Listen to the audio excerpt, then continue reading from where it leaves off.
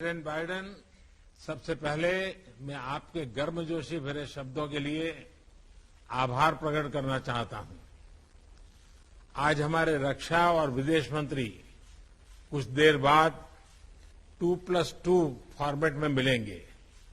उससे पहले हमारी यह मुलाकात उनकी बातचीत को दिशा देने के लिए महत्वपूर्ण है और इस वर्चुअल मुलाकात का इनिशिएटिव आपने लिया, इसके लिए भी मैं आपका अभिनंदन करता हूं।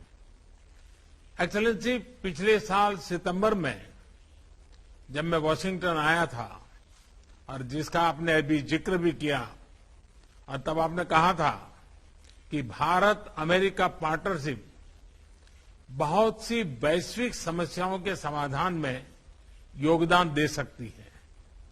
मैं आपकी बात से पूर्णतया सहमत हूं। विश्व के दो सबसे बड़े और पुराने लोकतंत्रों के रूप में हम नेचुरल पार्टनर्स हैं और पिछले कुछ वर्षों में हमारे संबंधों में जो प्रगति हुई है, जो नया मोमेंटम बना है, आज से एक दशक पहले भी शायद ऐसी कल्पना करना मुश्किल था।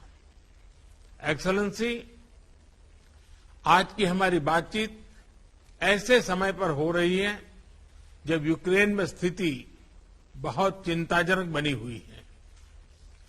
कुछ सप्ताह पहले तक 20,000 से अधिक भारतीय यूक्रेन में फंसे हुए थे और इनमें से अधिकांश युवा छात्र थे। काफी मेहनत के बाद हम उन्हें वहां से सकुशल निकालने में सफल हुए। हालांकि एक छात्र ने अपना जीवन खो दिया। इस पूरे घटनाक्रम के दौरान मैंने यूक्रेन और रूस दोनों के राष्ट्रपतियों से कई बार फोन पर बातचीत की।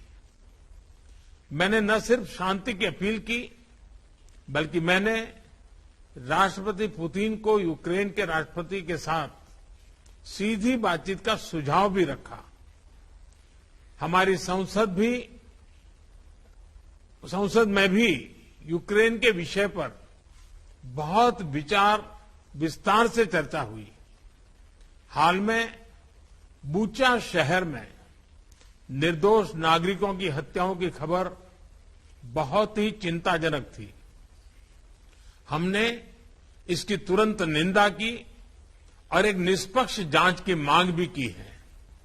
हम आशा करते हैं कि रूस और यूक्रेन के बीच चल रही बातचीत से शांति का मार्ग निकलेगा।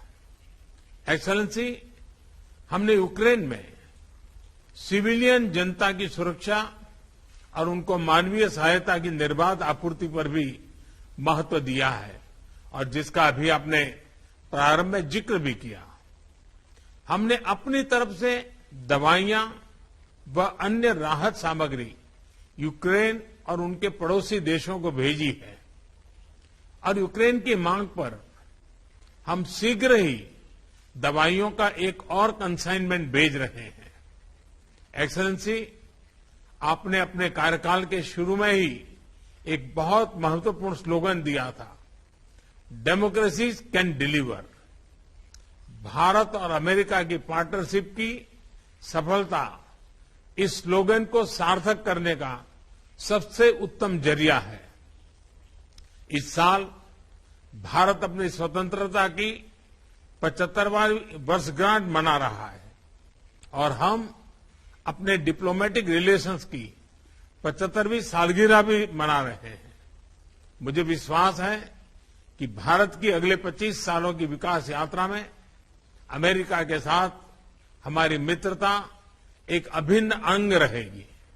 एक बार फिर आज के आयोजन के लिए आपका बहुत बहुत धन्यवाद।